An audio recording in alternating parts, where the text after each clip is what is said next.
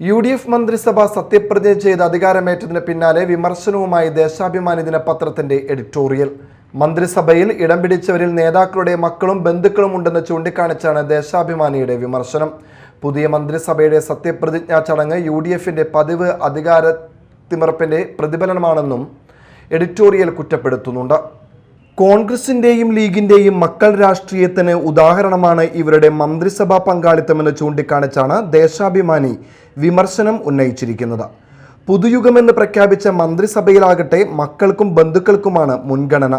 ഈ മുഖവരയോടെയാണ് ദേശാഭിമാനി വിമർശനം ഉന്നയിച്ചിരിക്കുന്നത്.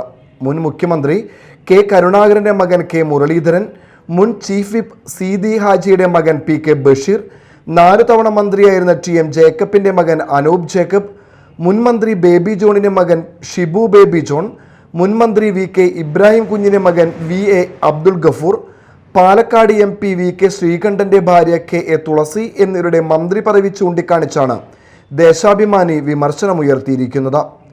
മുൻ മന്ത്രി PJ ജോസഫിന്റെ മകൻ അപ്പു ജോൺ ജോസഫിനെ ചീഫ് വിപ്പായി നിയോഗിച്ചതും ദേശാഭിമാനി എഡിറ്റോറിയലിൽ ചൂണ്ടിക്കാണിച്ചിട്ടുണ്ട്.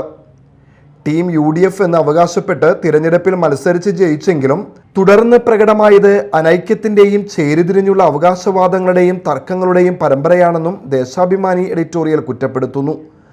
പൂർണ്ണ തൃപ്തിയോടെ തീരുമാനങ്ങളെടുക്കാൻ കഴിഞ്ഞില്ലെന്നും മന്ത്രി പട്ടികയിൽ അർഹതയുള്ള പലരും ഇല്ലാതെ പോയെന്നുമുള്ള മുഖ്യമന്ത്രി VD സതീശന്റെ അഭിപ്രായവും എഡിറ്റോറിയലിൽ ചൂണ്ടിക്കാണിച്ചിട്ടുണ്ട്.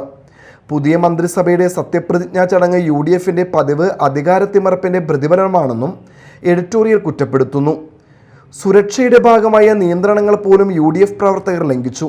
നേതാക്കൾ അതെല്ലാം അംഗീകരിച്ചു കൊടുക്കുകയും ചെയ്തുവെന്നും വിമർശനമുണ്ട്.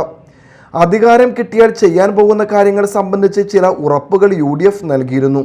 തെരഞ്ഞെടുപ്പ് വാഗ്ദാനങ്ങൾ നടപ്പിലാക്കുന്നതുമായി ബന്ധപ്പെട്ടും ദേശാഭിമാനി UDF മന്ത്രിസഭയെ കുറ്റപ്പെടുത്തുന്നുണ്ട്.